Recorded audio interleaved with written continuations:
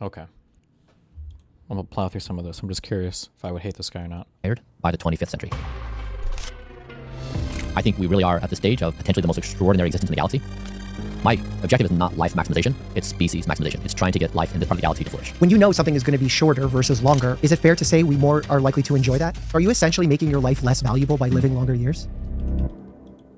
Bryan Johnson is the most heavily tested human in history. After flipping Venmo for a cool $800 million, Bryan became obsessed with Project Blueprint, his self-funded scientific endeavor to, for lack of a better term, live forever. He has adopted an extreme lifestyle where he's aggressively exploring highly experimental treatments and research, all aimed at extending his lifespan into infinity. And while longevity is admirable, quality is just as important. So I invited Bryan to New York City to not only learn the ins and outs of his extreme approach to life, but also break apart the philosophy of a man who's not only desperate to live to tomorrow, but to establish a legacy 500 years from now. Given the lack of quality of evidence behind most anti-aging therapies, I wanted to focus less on the individual protocols, but instead discuss this unique philosophy of exhibiting complete control in a field where perfect is often the enemy of good. This is an episode unlike any other that I've done, so please help me in welcoming Bryan Johnson to the Checkout Podcast. Where do you gain your inspiration for going on this journey, and how do you stay motivated? Because I know it's not easy to make sure that you're following all the rules to the T. Yeah, it's very hard to be human. Yes, understated. Yeah, I mean, really what I'm trying to do is to back up in a thought experiment. So imagine if we were speaking, if we could whisper in the ear of those that lived in 1870, we might say something like, hey, there are these new ideas about microscopic objects that cause infection. They're called germs. Now, most people would hear that idea and say, that's crazy. You're telling me beyond the resolution of my eyes, and that's the thing that's doing this death thing? No. But it's always the case Okay, wait. Does he have lip fillers or... that the future is always present. It's here right now. And the question is, what is it? And so if we imagine the same thought experiment from the year 2500, the 25th century, and they whisper into our ear, what do they say? That's what I'm trying to do.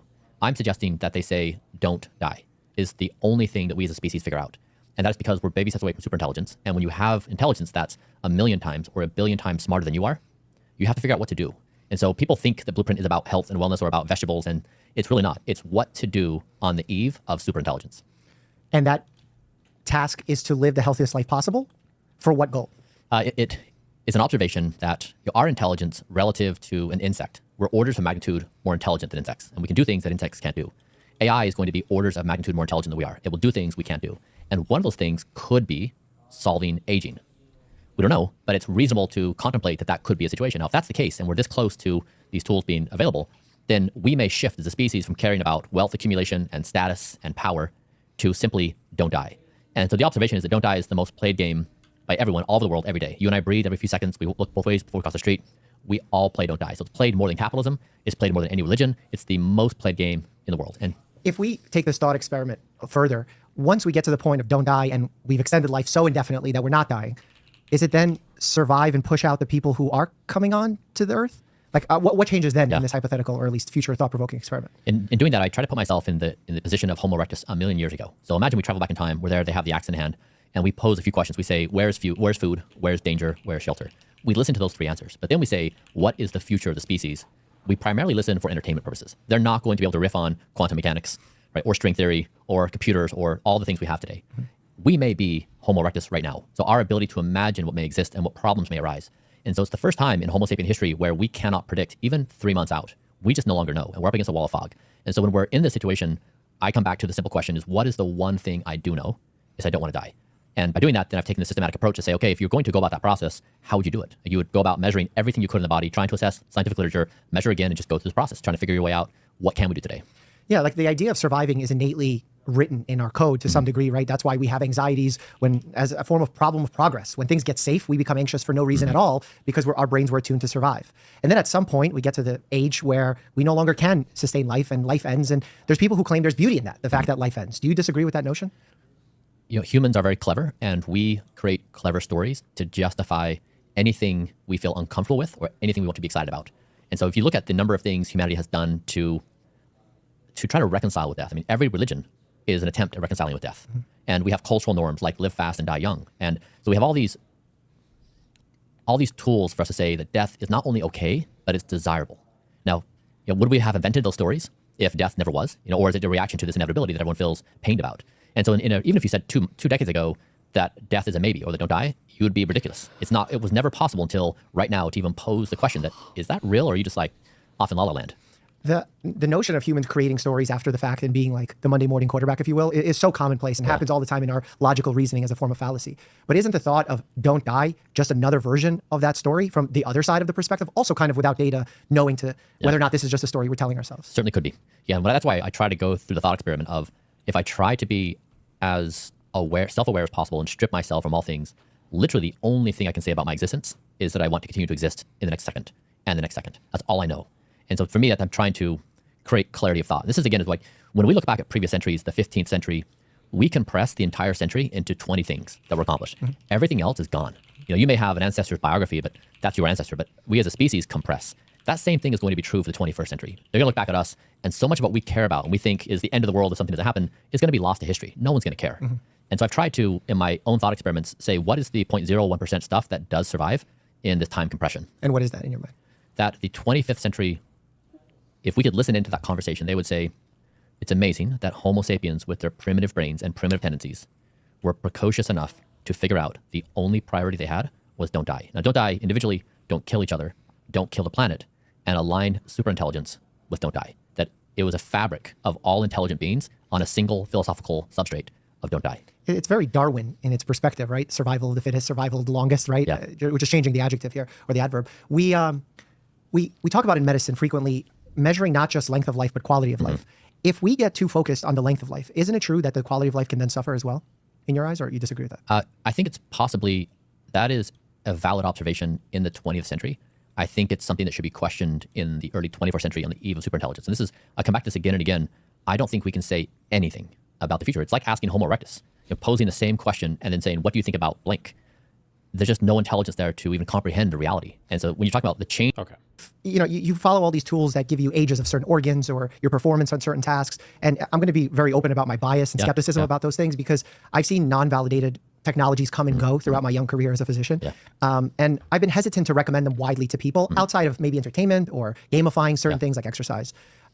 And I've also seen it not be widely applicable to the general population. Like even something if we really simplify it to step counters. Before we used to recommend in our family medicine clinic, everyone give them a step counter that will gamify and make them excited to walk. And it did. But once we tracked them for a longer period of time, we saw like everyone fell out of love with them. It was the novelty of the situation that caused them to use it. And then they stopped. So when I hear things like there's the age that your body currently is, or the age you're going to live until, like there's the 10x health that the insurance predictor would tell you how long you technically will live if you continue living your current lifestyle. I find those to be widely inaccurate because I don't find them very well validated. But what is interesting to me is if I could tell you with certainty that you're 46 now, at 50, guaranteed death from my new technology, would that make the next 4 years more or less enjoyable? Than if I live past If you didn't know. Because you're seeking knowledge, right? And I'm always like, okay, knowledge, but with knowledge that you can actually change something, right? Because The whole point of the knowledge this guy's seeking is that it's knowledge you can act on to change your outcomes, right? otherwise, knowledge with more knowledge is somewhat scary in some scenarios. So if you could know age 50 is the end or not know, like I have a helmet here that I could put on and give you exact estimate. Do you want to know?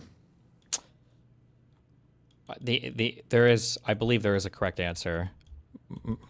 I think there is a correct answer to this. I think if the answer is yes, you would want to know. Depending on how far away you were from death. If you were like a day or two, maybe not, but 4 years, like, and the reason why is because you can act on the information. Like if you knew you had 4 years left to live, there's so much shit. Like cash out your 401k. Don't worry about fucking saving for retirement more. If there's like a bucket list of things you really want to do, like now's the time to do it. Don't start new long-term relationships or buy an animal. Like you can act on that information, right? I would definitely want to know. Yeah, my relationship towards data is I want to know all of it. That's not necessarily true, but like I think he would agree if I pushed him. Like if you were going to die in 2 hours, would you necessarily want to know that? Like that might be such a short amount of time that the trauma of knowing that your death is impending and there's nothing you can do to stop it might inhibit you from doing anything exciting or fun at all. And now it's like you can't like make amends or whatever. Like yeah, I mean, I think that your thought experiment. Yeah, if you put a clear line on death, then you definitely are self-generating a mental state that is an aroused state that probably isn't sustainable over some duration of time. You're going to live differently, yes. Yeah. So I think it's a fair, that definitely plays into human psychology, that I would live probably, I live pretty ferociously right now. But like, yes, I would definitely have probably higher intensity of living, I would imagine. When you say higher intensity, does that mean you stop your protocol? Don't you think that you would kind of fall apart over those 4 years? I think that genuinely you would better enjoy those 4 years by not knowing. I don't know, I guess. I feel like I wonder if there's data on like people with limited time spans because of some terminal illness or whatever, assuming their quality of life is good, are all of them super fucking miserable knowing they're going to die? I'm not sure if there's like data related to that. I don't know. I don't think so. So you get incredible enjoyment of doing and living this regimented lifestyle. Yeah, I mean, my meaning making game, how I understand my value, I want to be admired by the 25th century. I want them to point and say, in the early 21st century, and now I built this model based upon my reading of a lot of biographies of previous centuries. I admire them for having done seemingly impossible things. So yes, I would do it because my objective is to point the species in a direction of don't die. I think we really are at the stage of potentially the most extraordinary existence in the galaxy. And that's what I want to be known for. That's what I want to try to accomplish. So my objective is not life maximization. It's species maximization. It's trying to get life in this part of the galaxy to flourish. So you're hoping with the results and knowledge and data that you gather about yourself, someone else could look at that and say, oh, I've learned from that and I too can help myself, my family, et cetera. I'm trying to turn the zeitgeist. I mean, there's so many examples throughout history where individuals or small groups of individuals did something that changed the course of humanity. And that's the objective here. When you make some of these things that could be tangible takeaways for others, isn't it somewhat problematic in that you're the most measured man in the world, right? Is that correct? Or I am I think it is. misstating? Okay. Yeah. You're tailoring your approach very individually, right? Based He on hasn't seen my snarkers. data markers, things you're gathering about your hormonal profile, your growth, your physiologic state. Isn't it then difficult to generalize that for people of different genders, different activity levels, races, medical conditions, or do you feel like it's universally applicable? Yeah, I think it's more universally applicable than it is personalized. If you look at the core tenets of Blueprint of prioritizing sleep, getting exercise, eating well, and not doing bad things, most people that's on point for. And there are nuanced things that are particular to me. I take rapamycin, I do metformin, I do. See, like that's like I appreciate that, right? If you look at the core tenets of Blueprint of That for people of different genders, different activity levels, races, medical conditions, or do you feel like it's universally applicable? Yeah, I think it's more universally applicable than it is personalized. If you look at the core tenets of Blueprint of prioritizing sleep, getting exercise, eating well, and not doing bad things, most people that's on point for. And there are nuanced things that are particular to me. I take rapamycin, I do metformin, I do carbo. So those things are on the outlier Blueprint, but the primary is really the basics we all learned our entire lives, which are just the hard things to do. So do you think then that takes away from the revolutionary aspect of Blueprint in that this is what's been said to us for 100 years? So it's not that the science is revolutionary, it's that the philosophy behind it. Death has always been inevitable. And if we contemplate that it may not be inevitable, or that there's like even a maybe, it changes everything. So the don't die, if we try to isolate and say what things threaten the continued existence of the human race, I would say there's three things. One is human annihilation, either through weapons of mass destruction. Two is the Earth becoming unsustainable, the biosphere. And three is something with artificial intelligence, like that we don't build it correctly and there's some undesirable outcome. I could try to become each one of those problems. So what I'm trying to do, I'm trying to solve climate change through health and wellness, that we treat planet Earth the same way we treat our bodies. Okay, I've read about you receiving colonoscopies earlier than the traditional recommended screening period of age 45. I didn't. Oh, you didn't? I didn't know. Oh, okay. I did a pill cam. Oh, you did endoscopy, Yeah, colonoscopy. yeah, Okay. yeah. So you don't do colonoscopies, okay? And is there a reason why you chose the pill endoscopy versus Yeah, traditional because the colonoscopy? polyp detection was high enough that we thought it was a decent coverage, and the risk of death I think was like 1 in 10,000 on the colonoscopy. So we felt like the risk trade-off of the detection was better for the pill cam. Is there really a 1 in 10,000 risk of death for a colonoscopy? Or did I misunderstand that? The risk of death I think was like 1 in 10,000 on the colonoscopy detection was high enough that we thought it was a decent coverage. Is there a reason why you chose the pill endoscopy versus Yeah, traditional because the colonoscopy? polyp detection was high enough that we thought it was a decent coverage, and the risk of death I think was like 1 in 10,000 on the colonoscopy. So we felt. Risk of death, maybe because you'll accidentally pop something or some other thing will... Okay, this is 3 in 100,000. Which seems a little bit more... What did he say? He said 1 in 10,000? I guess it's not that far off. Okay. How many colonoscopies? I guess we're probably not doing that many a year. Okay, whatever. Felt like the risk trade-off of the detection was better for the pill cam. And then you discount the part of potential intervention and prevention aspect of colonoscopy. Maybe it's reference to the potential risk of going under general anesthesia. Do you go under general anesthesia for a colonoscopy?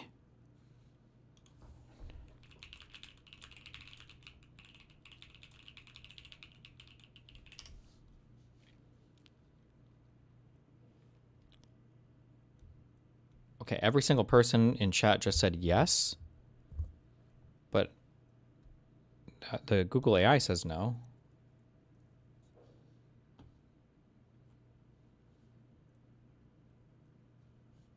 Hold on, UTMD Anderson, what is this?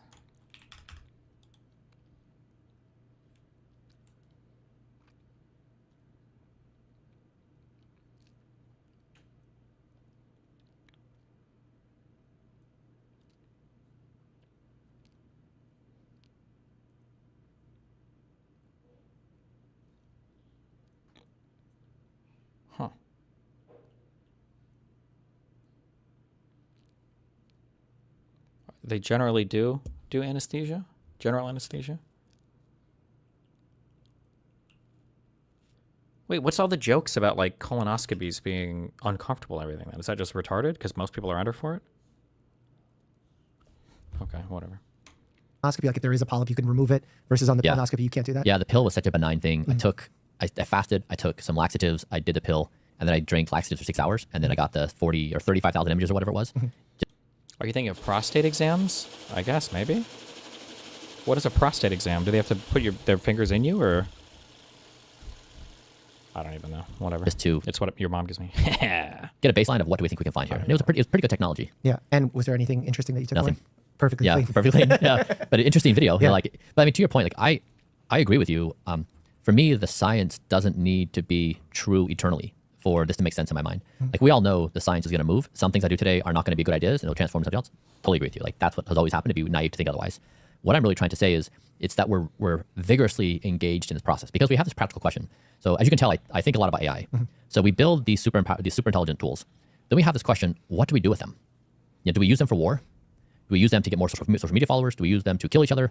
What do we do? Okay, And this so is another meme I've heard. They shove a Q-tip down your urethra for STD testing. I've done a lot of STD tests. I've never had that done before. Why do they do that sometimes and other times they don't? I've done pee tests and I've done blood tests. I've never had somebody do the Q-tip thing. bringing AI into all the games we humans play, that's potentially the most dangerous thing we can do as a species. And so the question is, if we don't bring it into our existing games, what would be the new game that replaces that game? And so what I'm betting on is as AI progresses, it's going to create existential crisis for us as a species continually. And it will create questions like, what do we do for a living? Do we still work? Do we have identities? Does it create videos better than any movie maker? Does it, like, it replaces us in many ways. Does it do government? Like, do we elect leaders anymore? Like, we have to basically revisit every facet of society because this new thing is here. Now, that's pretty traumatic for us as a species. That's a lot of change. Like, we look at a little virus, like it shut society down. And now we have a new form of intelligence coming on the scene that's going to shake every pillar of our existence. So what I'm trying to say is the process I'm going through is just simply a process of trying not to die. We're doing our very best with science we have today. We're making mistakes. We're improving.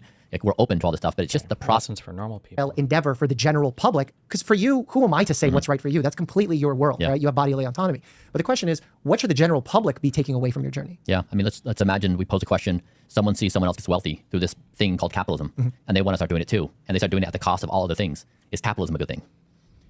Is capitalism a good thing for whom, in what condition? I mean, like, I would ask all those same Yeah, scenarios. yeah. I mean, it's like any pursuit for humans. They lock in on a given game they want to play, whether it's their own wellness or whether it's trying to make money or whether it's trying to get social media followers. I mean, there are these pathways any human can take for any system they want. In those pathways, a lot of times what ends up entering into the space is survivorship bias of someone who has been lucky, Sure. taken the right path at the right time, et cetera, and then people try and follow that route one-to-one, and oftentimes it doesn't happen because, you know, N of one, Yeah, as you yeah, precisely yeah. put it. So I'm just trying to find, what can I take away from your journey to bring to my viewers, to my patients, that's going to actually make an impact that is valuable to them in the long Yeah. run, besides the philosophical thought experiment of what if we don't die? Yeah. Because I think that is a valuable thought experiment. I think there's so much value into thinking beyond death. And I think you said that a lot of the cultures in the past, they live very differently and they evolve very differently. And that's true to some degree, but there are some unique through lines, like the thoughts, what happens after death, the fact that almost every culture had some sort of substance Yeah. that allowed them to escape reality, whether it was alcohol, opium. You know, there's these human flaws in us, and that's always been largely celebrated. But now we're taking the other approach and celebrating potentially getting rid of human flaws, Yeah. right? Is that the correct way to think about it? Yeah, I mean, what I suggest for your patients is that I'm making the observation that we humans have largely seen ourselves as martyrs for certain causes. So people take better care of their pets than they do themselves, better care of their kids than they do themselves. They take better care of their professional advance, their wealth accumulation. So people prioritize a very long list of things higher than their personal. Most replayed. What is this? To say that, you know, like, how long of your day of waking hours do you spend not dying? Yeah, a lot for me. Yeah, Like, is that practical? Well, so the people doing Blueprint are able to play the power laws. So what we did at Blueprint that was unique is we went through all the scientific literature, all health span, all lifespan studies. We graded the effect, we scored the effect size, and then we graded the evidence. And we said, can we find power laws in health span, lifespan? And we put all those into me, and we measured everything. We made it all public. So basically, we're just trying to say, as a scientific project, where are we with the fountain of youth? Like, if you look at it from an organ by organ perspective, and every measurement we have, whatever you think of those measurement modalities, whether it's gold standard, silver standard, whatever the case may be, here's a rough assessment on where things are at. And then we can distill it and say, all right, mom and dad, here are 5 things you want to do in life, and you can allocate, 30 minutes a day to do these 5 things. So I've tried to make it very easy, approachable, low cost. That's why I made the whole thing for free. It's like my parents, my father's 71, like, they're pushing the ages where they're really starting to deal with the ravages of aging, and they've been able to implement these power laws and dramatically change their What are health. the power laws? So the 5 big ones are not smoking, a exercise 6 hours a week, a Blueprint or Mediterranean-like diet, a BMI of 18.5, 22.5, and then moderate to no alcohol. And then sleep you would add there as well as the Sure. And that's the part that you get for free with the Blueprint protocol? that's the that's the influence. So I mean, so I spend a lot of time doing all these measurements and testing all these therapies, but the takeaway for someone else is, do those 5 things. And so if you don't smoke, not a big deal. If you don't drink, not a big deal. Here's the rough dietary protocol to follow. Maintain a proper weight, get some exercise, and like you're there for a power law. Now that also means try to eliminate vices, which is probably the hardest thing. Sure. And so but it's like these really basic things that most people know, but they're not implementing. Now, if you want to go to a more graduate level, then I've got those things for you too. But I've tried to just meet people where they're at and say, here are some things you can do with baby steps to be in a better spot. If you went on social media and you talked about those pillars exclusively, power laws? Yeah. Power laws. Yeah. You would probably not build much of an audience. Not because of anything against you, but just because there has to be something sexy and fun and unique. And that's why folks are paying attention, right? So as much as you're saying, like, these are the 5 health. The Q-tip test is to check for chlamydia, and it's awful. They use one long metal one and one just for the tip. I've gotten blood tests and urine tests before for chlamydia. I feel like I've never gotten any Q-tip or any sounding fetish for me. But, okay, interesting. Maybe it's different tests offered at different places or something? I don't know. Healthy habits that everyone should follow. They're more interested in what you're doing to the extremes. Am I right in thinking that, or do you think I'm disconnected? It's the entryway, But when they have to, they can observe it, but when they pull it back to their life and say, now what do I do? It comes back to those things. And those things that you do, like some of it, seems really out there for me. At one point, were you doing plasma transfusions from one of your younger children? Yeah. Take me through like the logic of that and why you decided to do that. Yeah, so we were exploring various therapies we could do, and plasma came up as one. The effects in animal studies are pretty convincing, and not convincing. The effect size is good. So we thought, we'll try it. So what happened is I was talking to my father. He called me one day and he said, he's in the legal profession. He said, I just wrote a brief. I walked away, I came back, and it was a scrambled bunch of words. And it's like, I couldn't believe it because I didn't see it when I was writing it. So he realized that he was experiencing a lapse and he wasn't aware of it, which terrified him. And so he said, I would do anything for my cognition. And in our research in doing this, we had seen that a lot of trials were being done for Alzheimer's and Parkinson's. And so he said, interesting. I said, Dad, I would be more than willing to give you a liter of my plasma as experimental therapy. And he said, I would do anything to try to combat this. And my son overheard the conversation. He's like, hey, I'm in too. So we're like, great. This is like a multi-generational plasma thing. How fun. Like, some people go to the beach, some people go to plasma. Okay. Very interesting. So we went there, and it was actually really fun because my father was mostly missing from my childhood because he was engaged in hard drug use. And I always wanted him to be around, and he never was. And it was very hard on me. We've always worked very hard on our relationship. He just has had a lot of challenges. And then my son, I was married and I had 3 kids. I got a divorce, and my 3 children were split between dad, who had left the religion, and mom, who had been in the religion. And so for 10 years, I was the other. I couldn't be trusted because they were part of this religious group that said, this is how we understand reality. Dad is not part of that, therefore we can't trust him. And so weirdly, I was without father. And now I was this super engaged father trying to raise my children. And they were like, thanks, Dad, but we got this. And it was this form of torture. And I had one of my 3 children decide to live with me, and he and I become best friends. And so it was this moment where, yes, it was about plasma because he does look like Bishop from Alien, true. It was safe, but it was also about my dad, myself, and my son, and the 3 of us getting together. And so I know from the outside looking in, it seems crazy, it's eccentric, it's everything that triggers people in so many ways. It was also one of the most special moments of my entire life. Now, when I measured my biomarkers, there were no change in my biomarkers. We didn't see any effect. When we looked at my dad's biomarkers, we looked at his DNA methylation using the Newton-Pace algorithm. His speed of aging lowered by the equivalent of 25 years. Now, speed of aging, the DNA methylation is still a silver standard, right? It doesn't have all-cause mortality, so it's not gold standard. We still don't know what it means and why. Still, it's a legitimate technology with a lot of scientific publication on it. And his speed of aging stayed down to 25 age equivalent for 6 months, had a meaningful impact on his biology, and he would say in his subjective experience as well. So from my father's perspective, it was one of the most substantial interventions he's had in his entire life. And so I know that from the media's perspective, looking in, it's absurd. From my personal experience, it was one of the best experiences of my life and meaningfully impacted my father.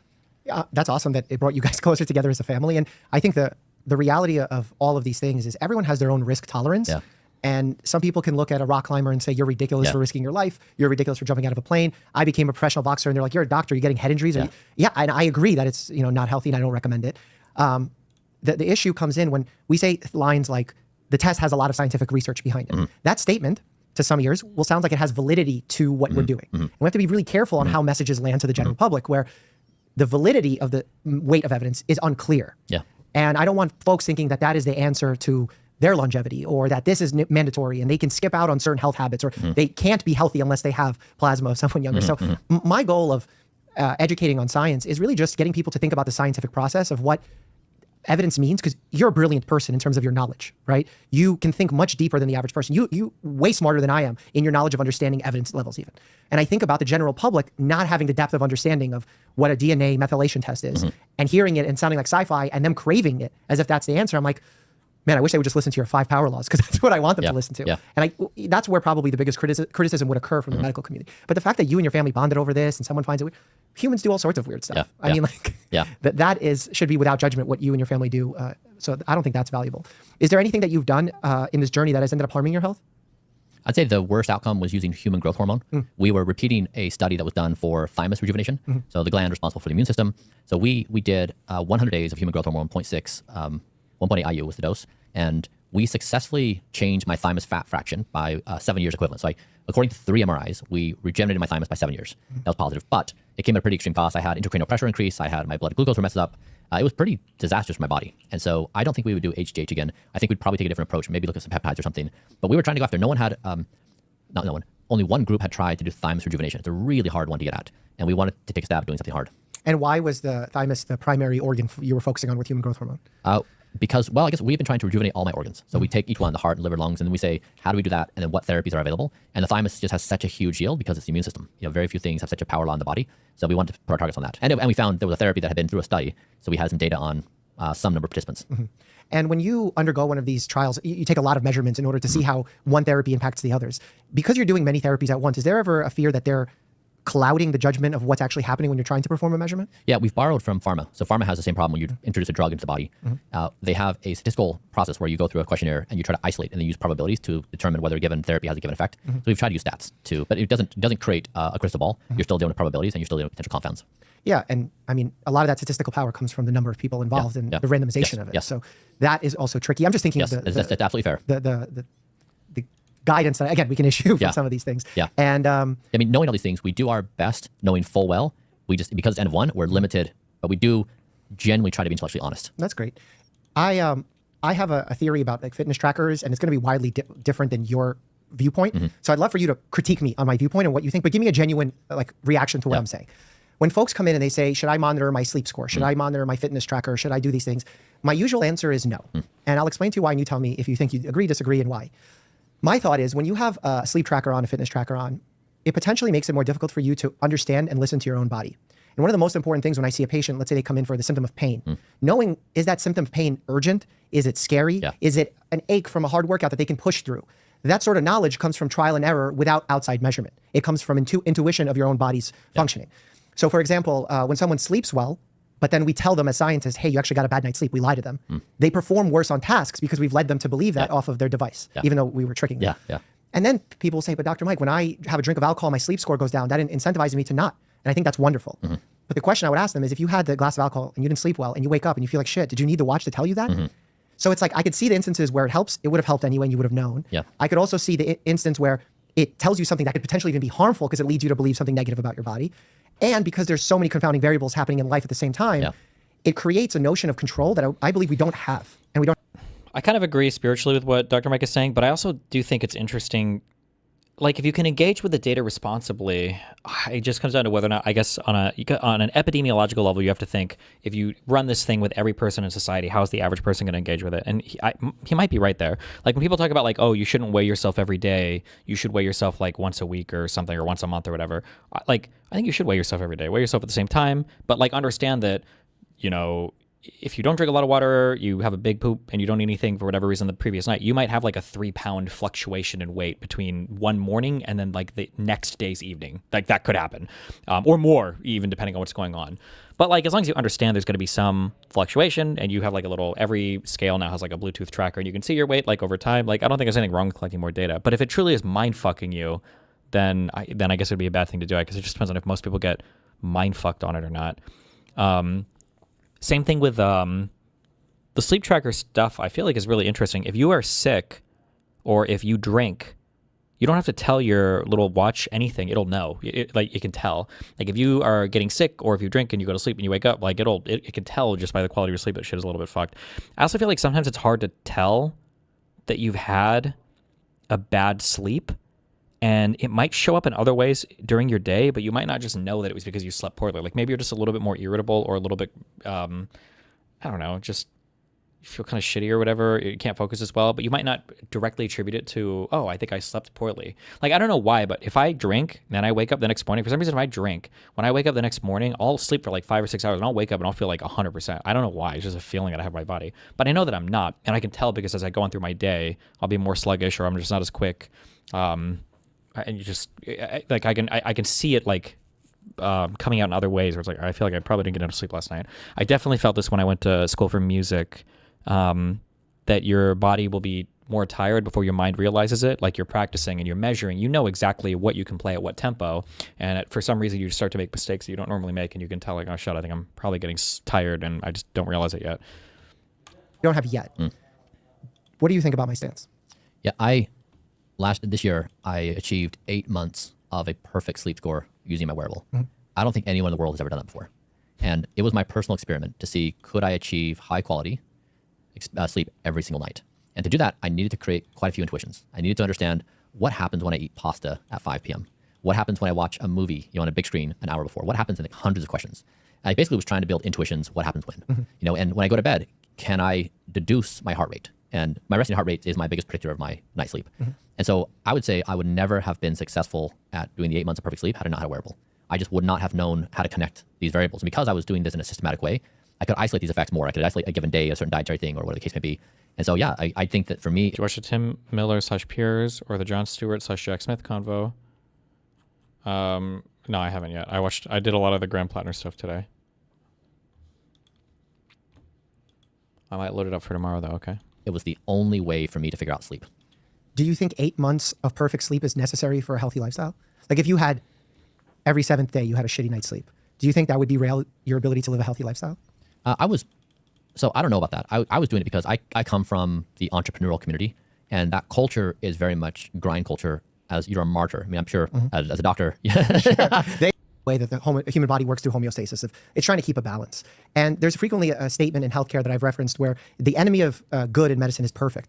And I've seen that time and time again, either from a procedural standpoint where we're suturing and we're trying to make something perfect. When we do and we try to make it perfect, it actually gets way worse. Whereas we had it good. Or we try and normalize someone's hormones. And when we try to make it perfect or higher and achieve hyper optimal performance, it backfires and creates a negative effect. So I worry that chasing to the extremes, chasing perfect, chasing don't die, can create negative impacts on people. Do you think there is potential negative impact from chasing don't die? Yeah, I think I could definitely respond to this comment and use words that would make sense in the year 2024 of like, yes, like I agree, and like here's, but I'm really going to comment on this from the 25th century perspective because that's the one that I think that is not included in the conversation. And so I know when I built my software, my payments company, Braintree Venmo, we weren't like, if the transaction's $97.28, we're like, it's okay if it's a penny off. Like you need absolute precision for that transaction. And if the servers are down, you can't process the transaction. If it's down 3 minutes a day, that's okay, like absolute precision. So we build technology with absolute precision because that's what we can do and it demands. We tolerate this idea in any part of our lives where we don't have control of certain circumstances. We say, well, here's a way to think about it, and here are the pros and cons of that given thing.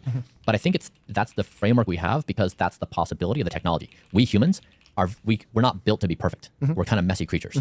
Now that may not be true for the future. We may be able to build ourselves with precision that is unimaginable to us right now. And so right now, that I would say, yep, reasonable opinion, totally agree. Also, we're going into this new future, and so I'm building myself. I want to be the example of what we can build. And so I go to these lanes to say, yes, you can achieve perfection, and it's great. And so we'll have all this help from all these tools of biological engineering, molecular engineering, artificial intelligence, like they're going to converge on us. So we're becoming a new species, and new possibilities are there, and I'm trying to bridge to this new reality. So you're thinking about it from like a philosophical standpoint of the future. It's so interesting that throughout this conversation, we're talking about answering questions from the future, right, of the 25th century. But at the same time, you're very wise in predicting that we don't have the power to predict. We suck at predicting. Yeah. So how can you be answering me from the 25th century if we're so bad at predicting? I look at the systems that can be predicted. So, for example, if you say intelligence is currently increasing, that is like, did you say a general trend? Like whether you think it's an exponential increase or a linear increase or some other curve, it's generally increasing. So more intelligence in the world. We're getting better at harvesting energy from the sun, from all. Okay, we're good. All right. I feel like my opinion is about this guy. I think he's okay. I think people freak out for no reason. Straight boyfriend addicted to gay dating apps. We've been seeing each other going on 5 months and said we weren't interested in dating other people, but he keeps re-downloading gay dating apps. Okay. Homie, I think your boyfriend is gay.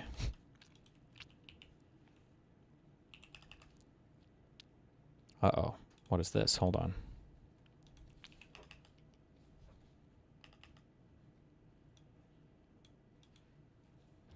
Mods, please actually take this predator seriously. From NYC roommates.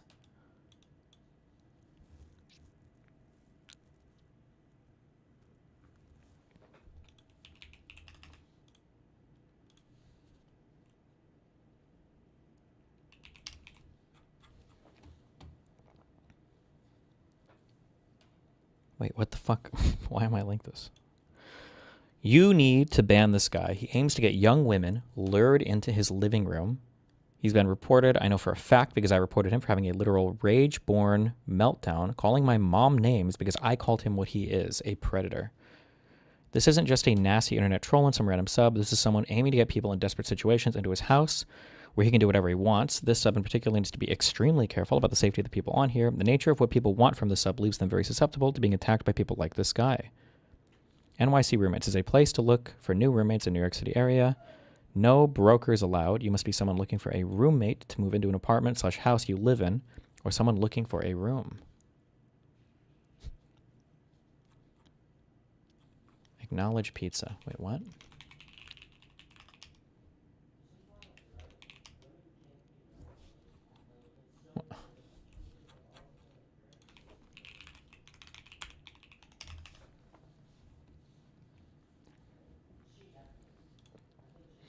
Feel free to go find posts where a woman posts a pic of herself. He will be there in the comments being creepy. He's becoming a major reason people don't keep posting or don't keep their posts up on here long enough for them to be housed. Ban, ban, ban, please, for the safety of the women on here. Wait, what? Really?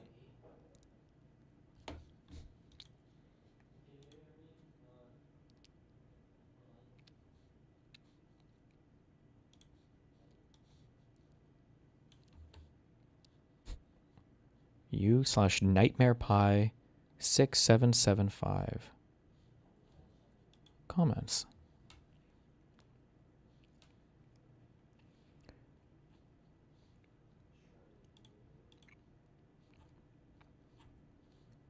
How old is this post? 2 hours ago.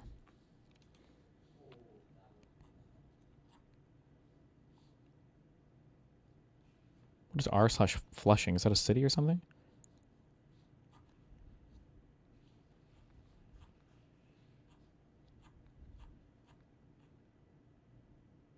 Oh, Jesus Christ. Oh, no.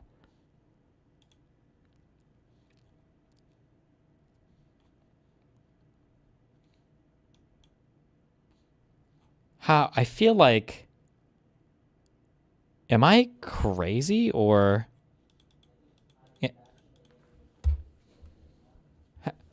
Having a roommate sub where you post pictures of yourself seems really crazy, no? Is that part of the rules?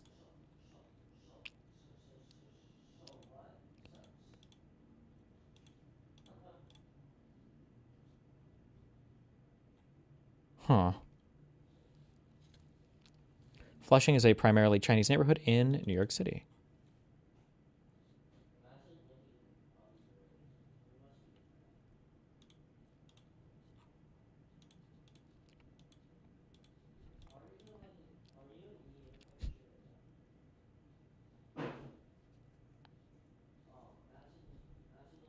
I was wondering why more people don't post photos here because I don't want to risk it with some anon creep, but now I see why by the comments.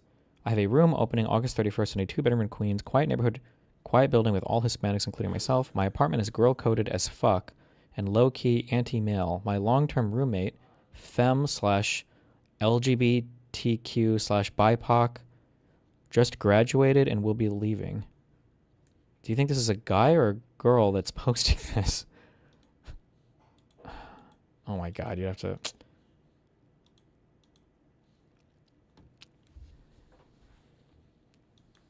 Where's Nightmare Pie? Hold on, we're going to find him.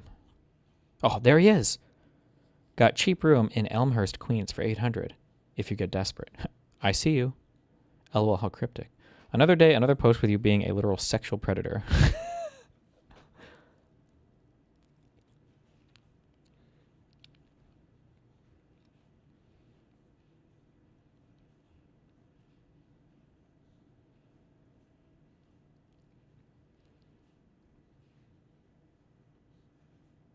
What? Hold on.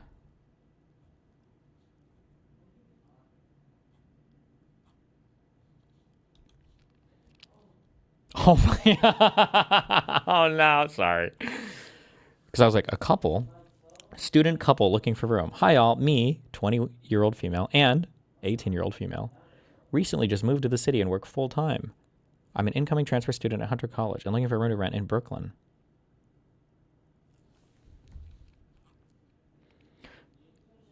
Got a room in Elmhurst you both can share. LOL. Are you guys super friendly? Oh no. 24-year-old woman looking for an apartment to share with 1 to 3 roommates. Got room in Elmhurst, Queens. Mixed gender. $800 a month if you get desperate.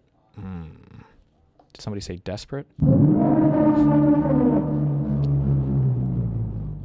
23-year-old female looking for a room in Brooklyn. Ideally looking to room with a woman close to my age. I got one for you.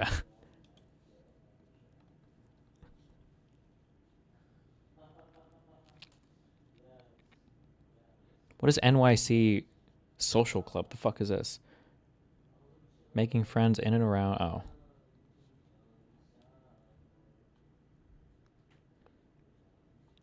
"22 female looking to find people to regularly chat or call with." You're just a lonely guy. "I'm tired of texting myself. Let's chat." Oh.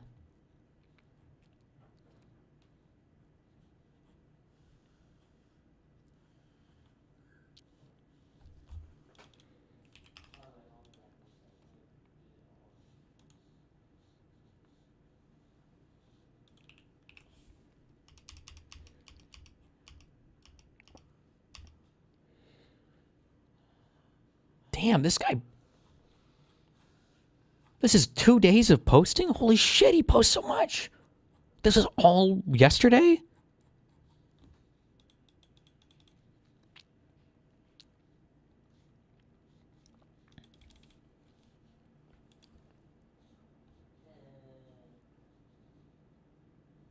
Okay, hold on.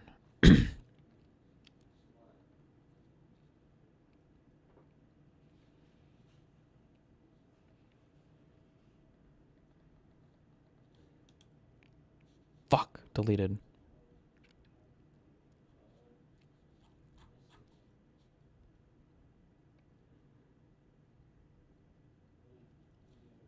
No cats allowed. Really? If the 18 and 20-year-old females wanted to move in, he would say no cats.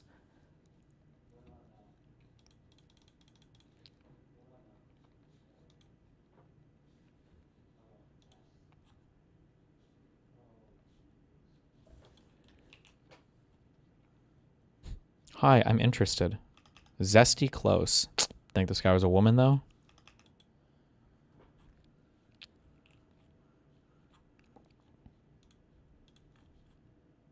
Fuck, deleted.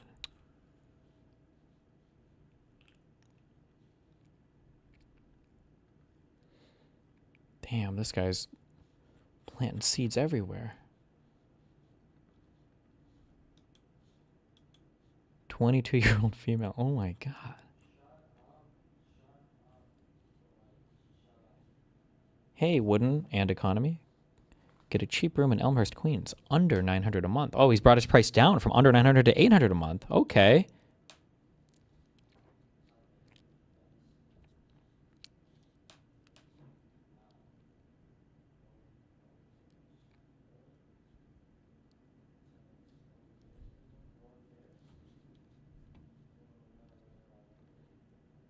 Jesus. Man, we're really...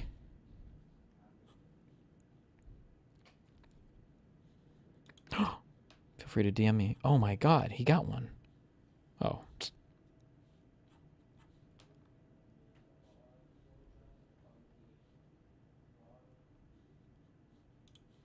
Okay, fuck. What a crazy... What a crazy subreddit. Jesus.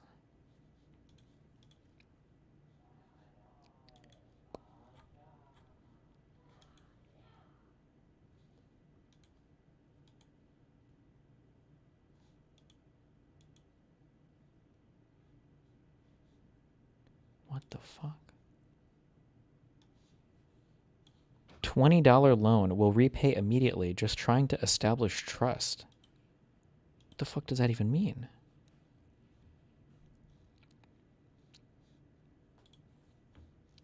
Oh, he made a post. Oh, fuck, hold on.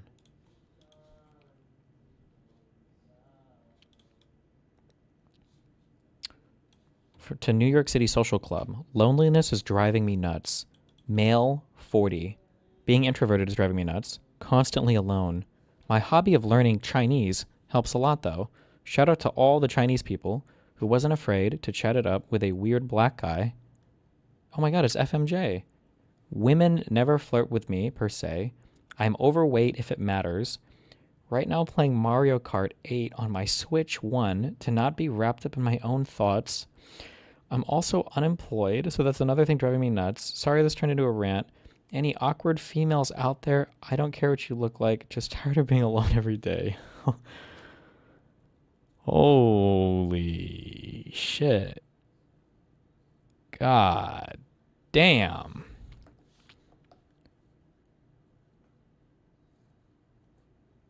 Fuck, I don't have the right. Whatever. Jesus. Do you ever visit r/kitchen cells? No, what the fuck is that? Okay, don't care. Apparently, Plattner has officially dropped out.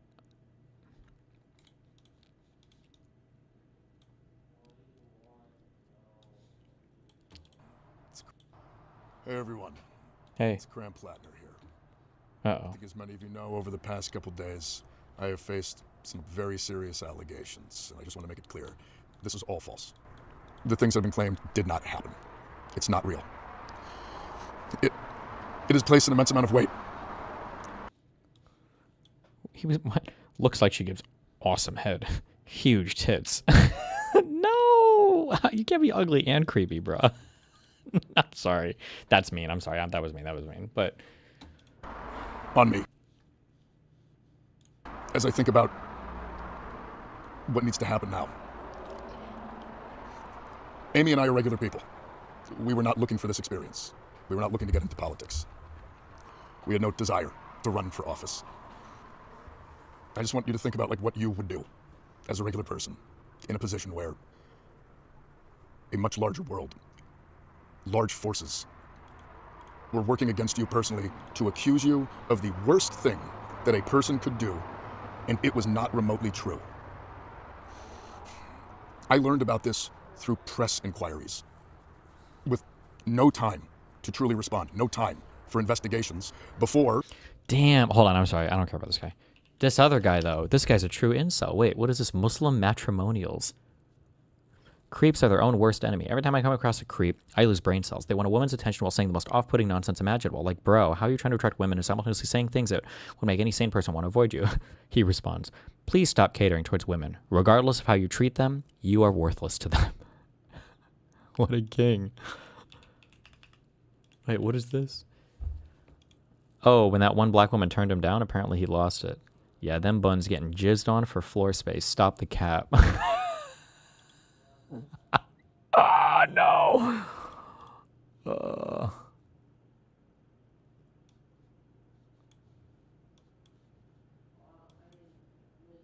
Jesus. Okay. A corporate media system and the political establishment got to act as judge, jury, and executioner. Wait, meth post. Okay, sorry, y'all, but I personally don't like... Who is this? Oh. How uncivilized most people in meth can become. Every time I have a friend or someone over to smoke together, I always remember why I like to be by myself. Today I had a friend over. Once he got high, he went to the balcony topless and started staring at my neighbors while rubbing his dick from outside his shorts. Know that he is not new in the game. And this shit happens with almost everyone I have over. They become so messy, it's hard to control without having to become mean and harsh with my approach after I try many times to ask them kindly to respect the place. From people inviting random people to my place to suddenly putting extreme loud music to wanting to fuck on the balcony, to harassing my neighbors. Like, what the fuck?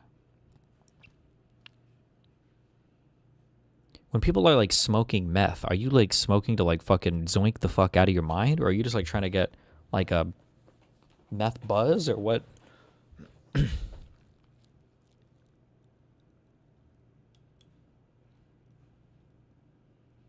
You gonna make an example out of them? Jesus Christ.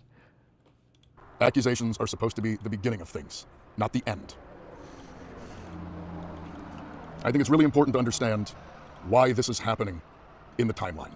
why this is happening right now. Much like October, when the first attack started, much like the news that was created the week before the primary, there is a reason that this is happening now. I only have until July 13th until I am officially the nominee. This was the last week to try to get me off of the ballot. And that's why this is occurring. Damn. It's not the false allegations, though, that have brought us to where we are. It's the fact that they're It's being AIPAC. used Just kidding. by the political establishment to put structural pressure on us. We live in a political system that is not built for normal people. It is a system that is built structurally to make sure that movements like ours cannot flourish. That if they begin to succeed, they can be crushed. What we have accomplished here. Wait. Damn, he was willing to go as low as 600. Ended a relationship and need a new place to live ASAP. 29 female. Can spend up to 1,800 a month, prefer slightly less. Okay with roommates and pets. Got living room you can crash in. 600 a month. Share with female from Craigslist.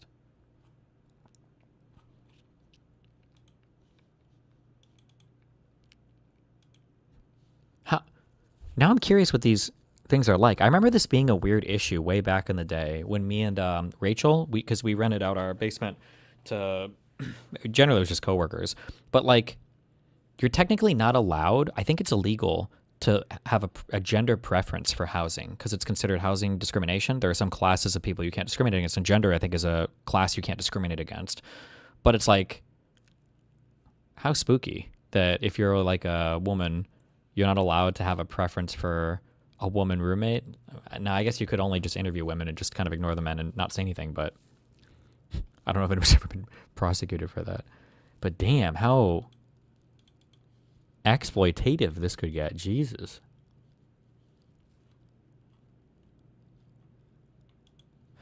But I also think, I'm sorry, I really don't know. Sorry. Ads is linking me this just to read through some of the subreddit. I can't tell if the women are retarded or if this is also kind of like, is this a prostitution sub? I can't tell. Like, looking for a room for August 1st? Like, why do we need this? Why do you need pictures? I don't know. This just seems like super weird. No?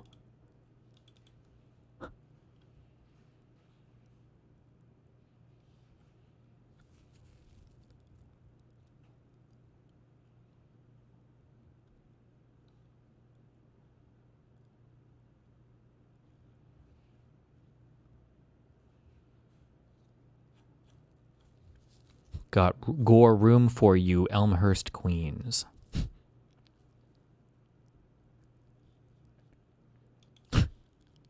There he is.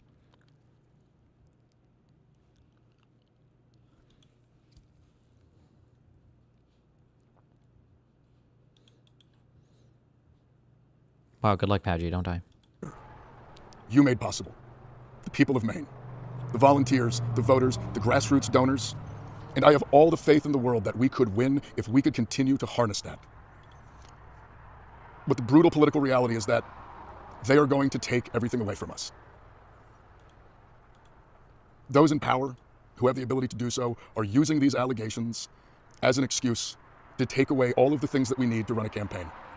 We are going to lose our ability to fundraise. We are going to lose our ability to access voter data. We are going to lose all of the things that any campaign needs on the basic level simply to function. 34 female looking for 420/710 individuals. What does it mean to 710?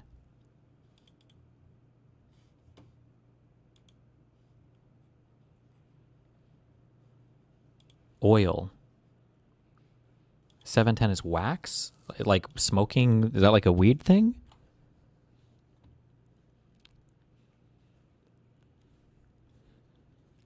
Hi, been a while since I smoked.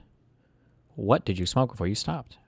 Weird weed from the bodega. Then I upgraded to a fancy weed vape. What's your favorite? This is him. Stizzy, I think that's how you spell it. Wow, haven't smoked Stizzy in a min. How was your day? It was okay. And yours? You meet anyone off here yet? Only one person so far. How'd it go? Went good. When you free for me?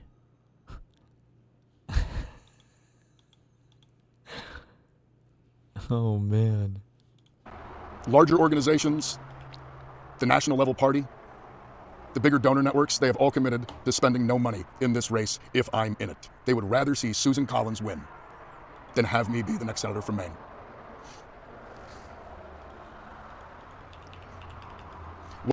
I feel you, brother.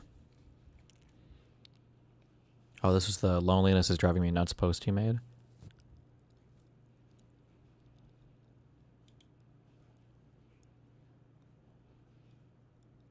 I have a housing voucher. I'm 5'8", got a couple gold trophies in Mario Kart.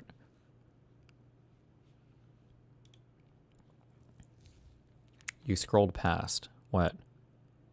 I need to find a job if anything. At least I will have new coworkers for potential friends. This? I mean, he already said he was jobless, I think, right?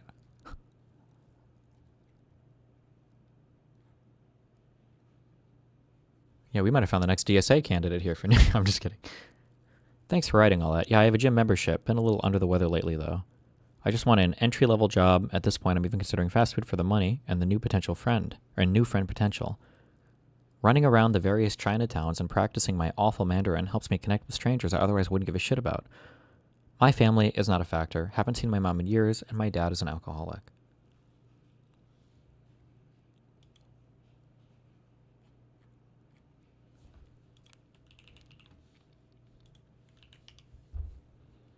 Sleep in living room with another female, $150 a week. Ultra cheap option if you want to save some bread. Jesus. These have to be, like, you got to be looking. There's no way, bro.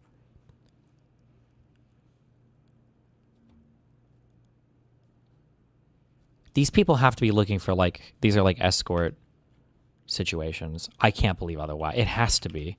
It has to be. 23 female looking for a room. Well, like,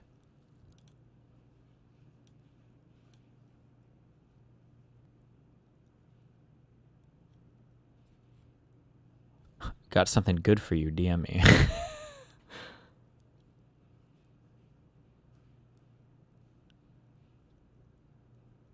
Looking for a room either in Manhattan or Queens with a budget of $2,000. Jesus Christ.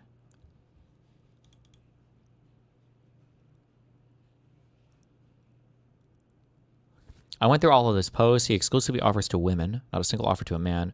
That sub is such an obvious breeding ground for predators. Anyone posting there's retarded. Well, I mean, like, I think it's just, I just don't understand the pictures for people to shop around for. I don't know, man.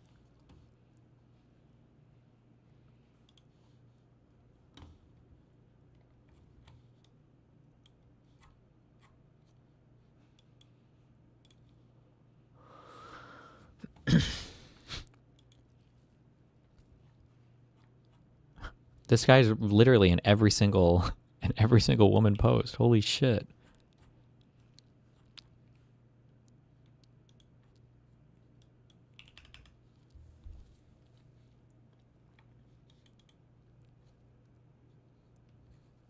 She's just showing how friendly and charismatic she is.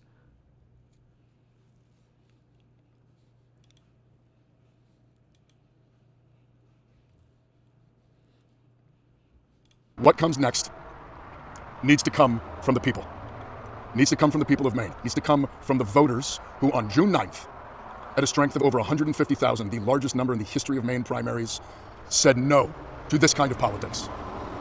Voted for a politics that would actually represent them. Voted against the political system, against the donor class, against the entrenched forces. And I'm not asking for how this process is going to work. I'm not trying to dictate to anyone who it should be or how we get there, but I will say this.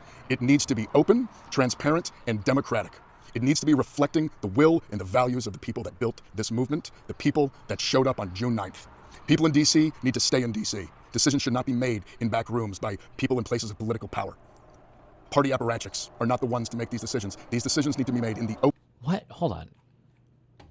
I feel like the women that message me are like already probably more on the slutty side, which is based, by the way. But somebody linked one of the girls Instagrams and said she looks like a normal Zoomer to me.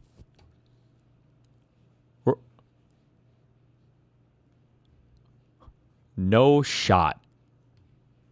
I don't think this is like an average Instagram for somebody of this age. Absolutely not. I'm not even going to click through on these pictures. I feel like, no. I don't even know if this is a real person or if this person's AI. This person looks like they're 9 years old here. She's the Stellar Blade girl. Oh, she's in the bathroom. Stop! Stop! Stop! Stop! Fuck. Joan is filing a motion right now. Brettler, we gotta go to the court. We gotta stop her. She's got the thumb drive in hand. Your Honor! Your Honor! Don't link. No, stop. Who linked that? Who linked this person's Instagram? Who did this?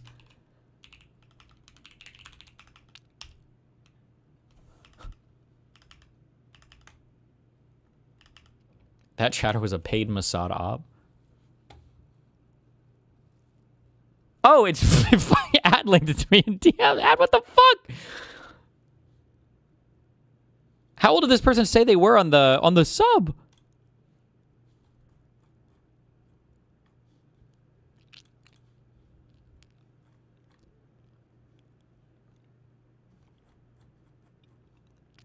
Okay, I'm bored of digging.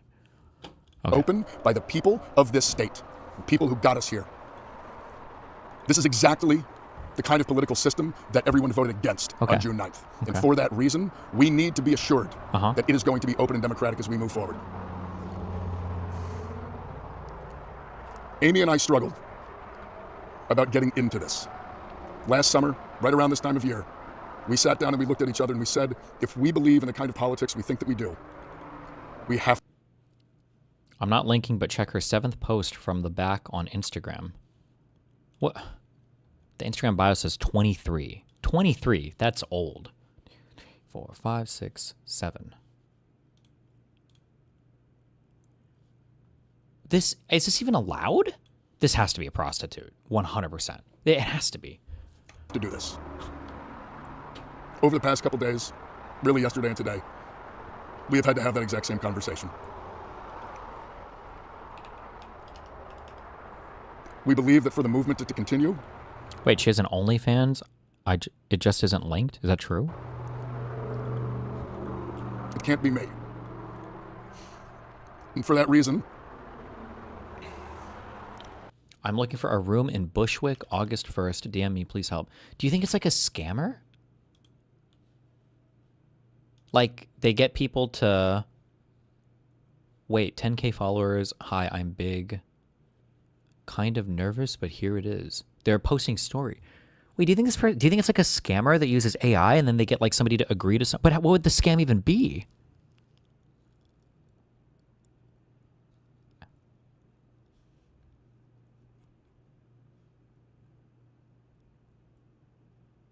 I mean, she has 11K followers with no links in bio.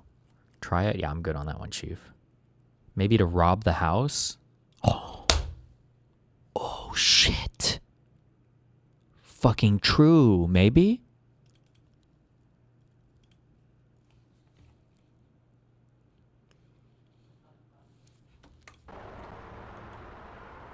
we are suspending campaign operations. Her entire OnlyFans is just $100 pay-per-view.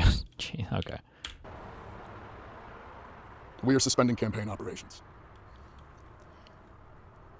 This is incredibly difficult because I know that some will think it's an admission of guilt, and it most certainly is not. We're not doing it because of the allegations. We're doing it because of the structures that are being taken away from us by those in power. And I also feel an immense amount of responsibility to everyone who has worked so hard to get us to where we are.